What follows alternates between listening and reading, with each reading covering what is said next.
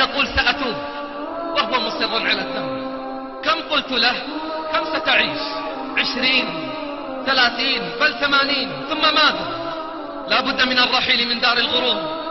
طالت بك الأيام أم قصرت عنك الليالي. وفي ليلة لم يتوقعها، في ليل مظلم، استحوذ عليه الشيطان فأنساه ذكر الله. أطلق قدميه تركض في أوحال المعصية وأوزار الجريمة.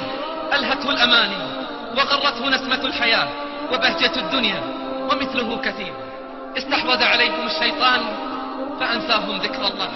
وفجأة على غير موعد نزل به نازل وطرق بابه طارق. ولم يكن هذا الضيف ليزوره إلا هذه المرة فحسب، ولكنها زيارة ثقيلة مؤلمة. إنه الزائر الذي لا يرد. حاول أن يؤخره، أن يؤجله فلم يستطيع. أراد أن يتفاهم معه فلم يستطيع. أراد أن يدفعه بالدواء والطبيب بالمال والأولاد فلم يستطيع. حاول بكل الوسائل الدفاعية فلم يستطيع. حيل بينهم وبين ما يشتهون. انتهى كل شيء. هوت آمال عظام وأحلام كالجبال. حشرج الصدر وضاقت الأنفاس وغادرت الروح.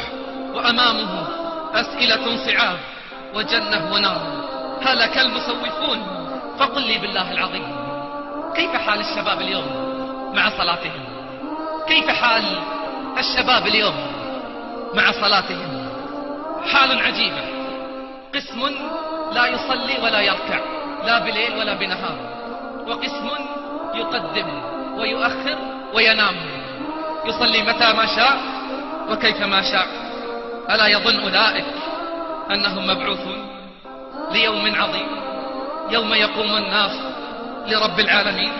أما آن لهؤلاء أن ينتظموا في صفوف المصلين وينضموا إلى قوافل العائدين؟ قال بعض الحكماء: تعرف توبة الرجل ب4 أشياء. أولها أن يمنع لسانه من فضول الكلام من غيبة ونميمة وكذب.